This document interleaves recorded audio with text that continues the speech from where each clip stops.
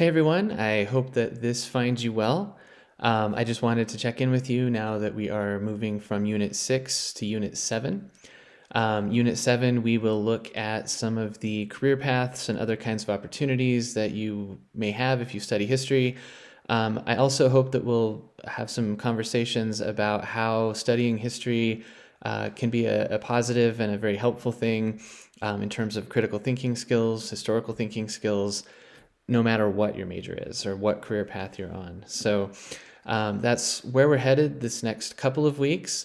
That's the small part or the first part of Unit 7.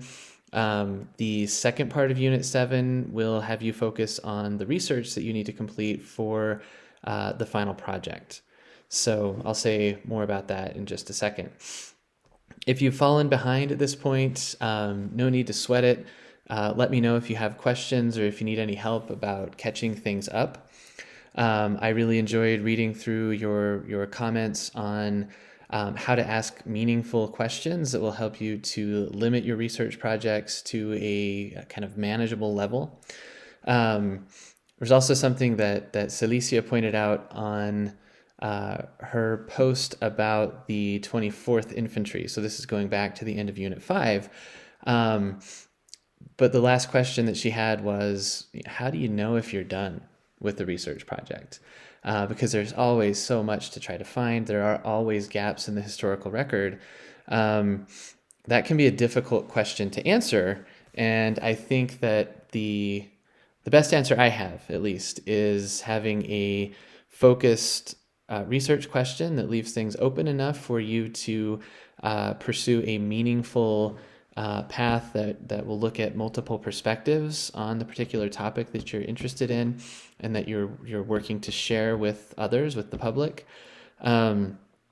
Once you've gotten a satisfactory answer to that question, even if it's not quite complete, even if there are other things you would like to find, that's when you're quote unquote done. As I responded to her, historians often pursue the same topic from different angles, from different perspectives over the course of their careers. So even though someone's published on a particular topic, that doesn't mean that they won't continue researching it and looking for the things that they weren't able to find so that they can write more and add to our understanding of that topic. So how does that relate to what we're doing? Having a very targeted question, and I've provided feedback on those of you who have submitted your questions. I appreciate those of you who offered very thoughtful feedback to one another on Twitter. If you haven't had a chance to do that yet, please continue posting your question drafts there on Twitter. There are enough of us who are still working on that to catch up a little bit that you'll be able to get some meaningful responses from your classmates, and I will be there as well to help you refine that question. If you've done that but haven't yet posted to Medium, remember that you need to do that so that you can give a paragraph that explains what your topic is, what your question is, and I'll add a comment or two there as well. So do that if you have not yet, and then use that question to help you focus your research. I've given you a list of sources that you need to find. You need to have 2 primary sources. You need to have 3 academic secondary sources and 2 more secondary sources that don't necessarily have to come from academic locations or backgrounds. And so what do we mean by academic secondary source? That might be the biggest or the one of those categories that you'll have the most questions about, perhaps. I have offered some resources in the Unit 7 unit narrative to help you think about what makes a source academic. It can has much to do with where it's published. So was this thing, this article, this book, this website even, was it published in a place where it would have received some sort of scholarly peer review? There are journals and websites online, including one called Hybrid Pedagogy. I'm trying to think of any really history-focused ones. If I come up with them, I'll share them with you later. They're escaping my mind right now. But there are those kinds of things available online that would be considered academic. because they, again, have been peer-reviewed and come from people who have this kind of professional academic background in historical study. Books published by university presses then will signal to you that this thing has been peer-reviewed.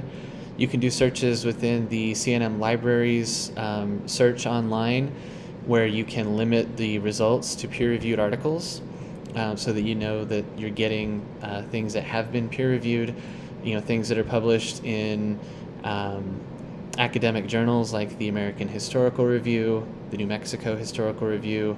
The Americas is, we had some conversation about that a few weeks ago when we were just reading secondary sources and working on annotation.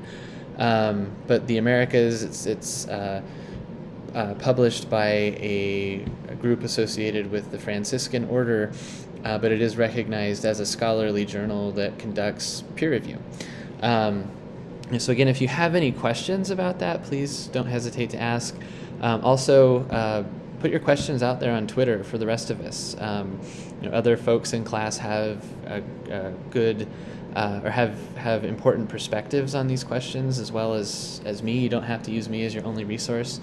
I appreciate that Dan has started asking some of these types of questions there on Twitter, so keep that up. I think that will be very helpful as we kind of round out our work on historical study this semester with this major project. I've said enough, I think, at this point. Please let me know if you have any questions, if you need any help. Something I forgot to mention, I'll put it in the written part of this announcement too, is that I have opened up that quote-unquote answer sheet for the Google form on kind of judging whether questions are effective or not. I've opened that up for comments because, as I put in the answer sheet, these aren't definitive answers. There's nothing definitively effective about the ones that I identified as effective. I gave you the reasons that I did. But if you have comments and follow up on that, you can add them directly in that Google Doc if you want to look at that again. All right, thanks for all your work. I've really enjoyed the learning that we've done together thus far. I'm kind of sad that things are kind of starting to wind down as we get toward Thanksgiving and toward the end of the term. But I'm also looking forward to seeing your final projects and the work that you do to apply all of the skills that we've been discussing and thinking about this semester.